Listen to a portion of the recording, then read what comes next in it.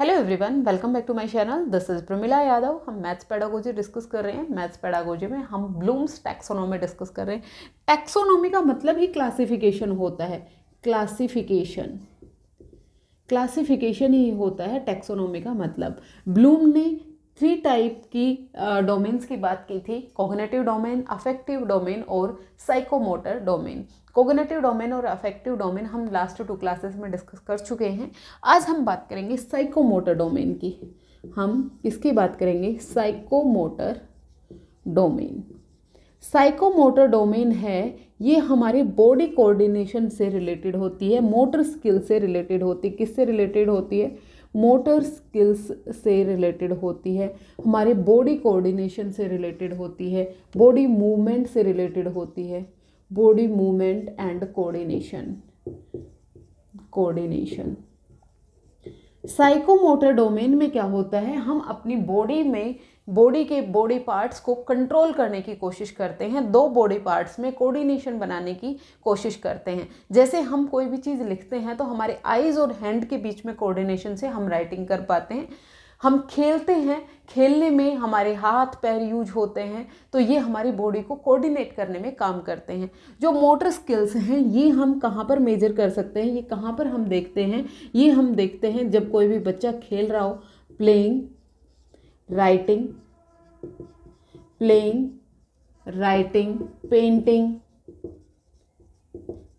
Painting हो गया, drawing हो गया, ये सब किस में आती है? ये सब मोटर स्किल्स में आती हैं। मोटर स्किल्स का अगर हम मेजरमेंट कर पाएँ तो वो हम किस बेस पे करते हैं? स्पीड और एक्यूरेसी के बेस पे करते हैं। किसके बेस पर? Speed and accuracy. Speed and accuracy, कोई कितनी जल्दी करता है और कितनी सही तरीके से करता है, उसके बेस पर हम जो हमारी साइकोमोटर स्किल्स हैं उनको मेज़र करते हैं। हम बात कर रहे हैं मोटर स्किल्स की। ये मैं आपको पहले भी बता चुकी हूँ। जो मोटर स्किल्स हैं ये 2 टाइप की होती हैं। कितने टाइप की होती हैं? 2। एक होता है ग्रॉस मोटर स्किल और दूसरी होती है हमारी fine motor skill. Gross motor skills हैं ये लार्जर मसल्स रिलेटेड होती हैं और फाइन मोटर स्किल में स्मॉलर मसल्स हैं वो इंक्लूडेड होती हैं। यानी ग्रॉस मोटर स्किल की अगर हम बात करें, ये जब हम चल रहे हैं, वॉकिंग कर रहे हैं, रनिंग कर रहे हैं, आप रन कर रहे हैं, वॉकिंग कर रहे हैं, जंपिंग कर रहे हैं, इन सब में हमारी लार्जर मसल्स यूज हो रही हैं। स्विमिंग कर रहे हैं, यहाँ पर क्या हो रही है? हमारी लार्जर मसल्स यूज हो रही हैं, तो ये हमारी ग्रॉस मोटर स्किल्स होती हैं। फाइन मोटर स्किल्स जहाँ पर हम हमारी स्मॉलर मसल्स का यूज कर रहे हैं, यानी जहाँ पर आप राइटिंग कर रहे हैं, जहाँ पर आप ड्राइंग कर रहे हैं, जहाँ पर आप पेंटिंग कर रहे हैं, जहाँ पर आप स्टिचिंग कर रहे हैं, इन सभी जगह आपकी स्मॉलर मसल्स का यूज होती है, तो वो आपकी फाइन मोटर स्किल्स होती हैं। कई बार पूछा जा सकता है मोटर स्किल्स के कौन कौन से 2 टाइप होते हैं? ग्रॉस मोटर स्किल और फाइन मोटर स्किल होती हैं। तो आपको ये समझ में आ गया होगा साइकोमोटर डोमेन में क्या क्या चीज़ें इंक्लूडेड होती हैं। मोटर स्किल्स इंक्लूडेड होती हैं, बॉडी मूवमेंट से रिलेटेड होते हैं और बॉडी कोऑर्डिनेशन होता है। इसका हम पता लगाते हैं स्पीड और एक्यूरेसी से कि कोई भी बच्चे में साइकोमोटर डोमेन है वो कितना डेवलप हुआ है, वो कितनी स्पीड से कोई काम कर पा रहा है और कितनी एक्यूरेसी से, कितनी एग्जैक्टनेस से, कितनी क्लियरिटी से कोई भी काम कर रहा है, उससे हम बच्चे की साइकोमोटर स्किल्स को मेजर करते हैं। इन्होंने जो साइकोमोटर डोमेन है इसको भी हायरार्किकल मॉडल में ही एक्सप्लेन किया है। इन्होंने साइकोमोटर डोमेन के 5 लेवल्स बताए हैं। वही सिंपल से कॉम्प्लेक्स में जाएंगे। सबसे पहले आता है इमिटेशन। सबसे पहले क्या आएगा? इमिटेशन यानी अनुकरण करना। इमिटेशन के बाद आता है मैनिपुलेशन के बाद आएगा प्रिसिजन के बाद आता है आर्टिकुलेशन के बाद आता है नेचुरलाइजेशन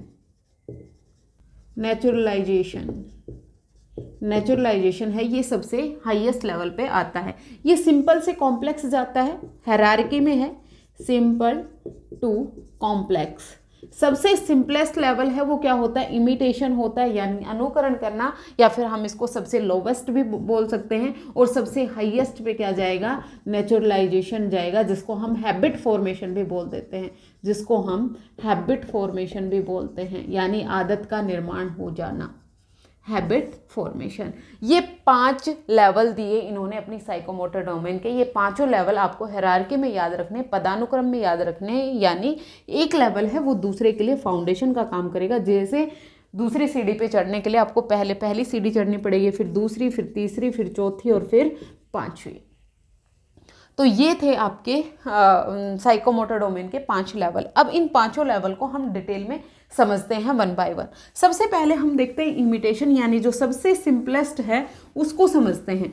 इमिटेशन का मतलब क्या होता है? अनुकरण करना होता है। यहाँ पर जो बच्चा है वो टीचर को अनुकरण करता है। टीचर कोई भी काम कर रहा है वो उसको क्या करेगा? ऑब्जर्व करेगा। सबसे पहले हम किसकी बात कर रहे हैं? इमिटेशन की बात कर रहे हैं। इमिटेशन में वो क्या करता है? ऑब्जर्व करता है। ऑब्जर्व करेगा यानी अवलोकन करता है। टीचर जो कुछ भी कर रहा है उसका क्या करता है? वो अवलोकन करता है। अवलोकन करने के बाद वो उसको क्या करेगा? रिपीट करेगा। क्या करेगा? रिपीट करेगा, स्टिम्युलेट करेगा, स्टिम्युलेटेड करेगा, या फिर वो प्रैक्टिस करेगा।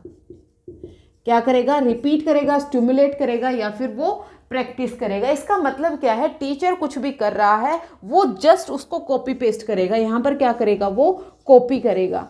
टीचर जो कुछ भी कर रहा है जस्ट उसका कॉपी करेगा। ये क्या होता है? इमिटेशन। इमिटेशन का मतलब टीचर कुछ भी एक काम कर रहा है, मतलब हम एग्जाम्पल के लिए समझते हैं कि वो क्या कर रहा है? एक रेक्टेंगल बना रहा है। यहाँ पर क्या बना रहा है? एक रेक्टेंगल बना रहा है। जब वो एक रेक्टेंगल बनाएगा तो यहाँ पर बच्चा क्या करेगा? टीचर को जैसे करते हुए देखा जस्ट उसको कॉपी करने की कोशिश करेगा। वो मैच स्टिक लेके आता है और मैच स्टिक से रेक्टेंगल बनाने की कोशिश करता है। लेकिन यहाँ पर जब वो कोशिश करता है उसमें क्या होती? अशुद्धता होती है, उसमें प्रिसिजन, शुद्धता नहीं पाई जाती, एक्यूरेसी नहीं पाई जाती। फिर जो दूसरा लेवल आएगा वो आता है मैनिपुलेशन।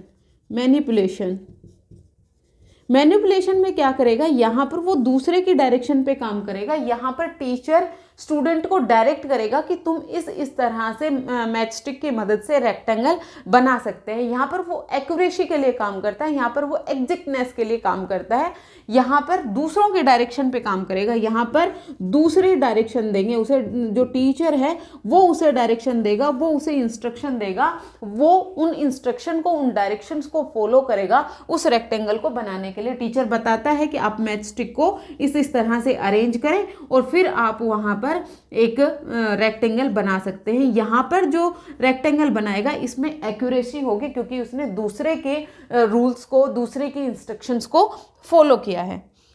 तो जो मैनिपुलेशन है ये किसके लिए होगा? एक्यूरेसी और एग्जैक्टनेस के लिए होता है। यहाँ पर जो स्टूडेंट होता है वो टीचर के डायरेक्शंस को फॉलो करता है। फिर उसके बाद थर्ड आता है precision.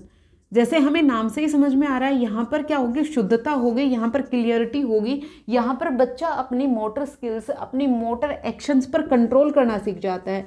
Control over motor skills, जो उसकी मोटर स्किल्स हैं उस पर वो कंट्रोल करना सीख जाता है और यहाँ पर वो खुद से ही किसी भी एक एक्शन को खुद परफॉर्म करने के लिए तैयार हो जाता है, क्योंकि यहाँ पर उसकी मोटर स्किल्स इतने डेवलप हो गई हैं कि वो उनके बीच में कोऑर्डिनेशन बना पा रहा है, उन पर वो कंट्रोल कर पा रहा है। यहाँ पर वो रेक्टेंगल की फॉर्मेशन है वो खुद कर लेगा। यहाँ पर वो क्या करेगा? यहाँ पर वो रेक्टेंगल की फॉर्मेशन है वो खुद कर लेगा। अभी उसे रेक्टेंगल है उसके बारे में पता लग गया है कि उसे किस तरह से रेक्टेंगल को फॉर्म करना है। वो एक रेक्टेंगल है वो यहाँ पर बना लेगा, किसमें? प्रिसिजन में, शुद्धता से। यहाँ पर उसे टीचर की रिक्वायरमेंट नहीं होगी। यहाँ इन दोनों में डिफरेंस समझना आपके लिए इंपॉर्टेंट है क्योंकि यहाँ पर कंफ्यूजन होता है। ये तो था प्रिसिजन। फिर उसके बाद आता है आपका फोर्थ, आर्टिकुलेशन। फोर्थ क्या आएगा? आर्टिकुलेशन।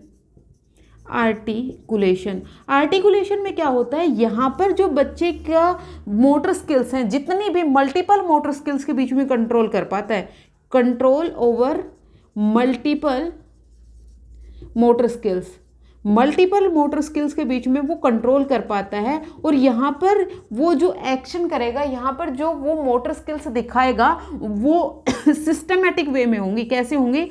सिस्टमैटिक वे में, सिस्टमैटिक एंड एक्यूरेट वे में होंगी। यहाँ पर जो वे होगा वो सिस्टमैटिक होगा। उसे ये पता है कि जो रेक्टेंगल उसे बनानी है उसके लिए उसे अपोजिट साइड्स हैं वो बराबर करनी है। अपोजिट साइड्स दोनों बराबर होंगी जो वो मैच स्टिक बना रहा है। फिर उसमें क्या क्या प्रोसीजर का यूज होगा, उसमें प्रोसीजर क्या फॉलो होगा कि मुझे अपोजिट साइड्स बराबर करनी है, ये साइड इसके बराबर होनी चाहिए, मुझे किन किन चीज़ों की रिक्वायरमेंट होगी, किन किन ऑब्जेक्ट्स की मुझे रिक्वायरमेंट होगी। यहाँ पर वो अपनी मल्टीपल जो मोटर स्किल्स हैं उस पर कंट्रोल करना सीख जाता है। यहाँ पर वो कंट्रोल करता है एक्यूरेसी के लिए, लेकिन सिर्फ और सिर्फ अपनी एक टाइप की मोटर स्किल्स, अपनी एक टाइप की मोटर एक्शंस पर एक्यूरेसी के लिए वो करता है। लेकिन यहाँ पर जो वो एक्शन करेगा वो एक सिस्टमेटिक वे में होगी, एक सही तरीके में होंगे, एक सिक्वेंशियल ऑर्डर में होंगी, कि एक प्रोसीजर को वो फॉलो करेगा कि उसे रेक्टेंगल बनाने के लिए किस किस प्रोसीजर को फॉलो करना है, ये करता है वो आर्टिकुलेशन में। और सबसे लास्ट में आती है नेचुरलाइजेशन। नेचुरलाइजेशन में क्या होता है, यहाँ पर बच्चा प्रैक्टिस कर करके यहाँ पर अपनी जो मोटर स्किल्स है उस पर फुल्ली कंट्रोल कर लेता है, और यहाँ पर उसे ज़्यादा किसी भी सिस्टमेटिक वे की ज़रूरत नहीं होती। जब भी वो उससे कहा जाएगा कि आप रेक्टेंगल बनाएं, तो फटाफट उसके दिमाग में ये आ जाएगा कि उसे रेक्टेंगल बनाने के लिए किन किन चीज़ों की ज़रूरत होगी, किस तरह से वो रेक्टेंगल की फॉर्मेशन कर सकता है। मतलब यहाँ पर क्या हो गया, उसने इतनी प्रैक्टिस कर ली कि उसे हैबिट फॉर्मेशन हो गई, आदत का निर्माण हो गया। इसको हम दूसरे एग्जाम्पल से समझते हैं, बहुत ईजी एग्जाम्पल से समझते हैं। मान लीजिए कोई बाइक चलाना सीखना चाहता है या फिर गाड़ी चलाना सीखना चाहता है, वहाँ पर आपकी मोटर स्किल्स यूज होंगी, वहाँ पर आप अपने हाथ का यूज करेंगे, आप अपने पैर का यूज करेंगे, अपनी आईज और हाथ के बीच में कोऑर्डिनेशन करेंगे कि आप गाड़ी चला रहे हैं तो रास्ते पे कहाँ पे चलानी है, कोई चीज़ सामने से आ रही है तो उसके बीच में डिस्टेंस, ये सब चीज़ें कहाँ होती हैं, आपकी साइकोमोटर डोमेन के क्षेत्र में होती हैं। कोई भी बच्चा एक बाइक चलाना सीखना चाहता है, सबसे पहले वो साइड में बैठकर ये इमिटेट करेगा, ये देखेगा, ऑब्जर्व करेगा कि दूसरा बाइक कैसे चलाता है या दूसरा गाड़ी कैसे चलाता है।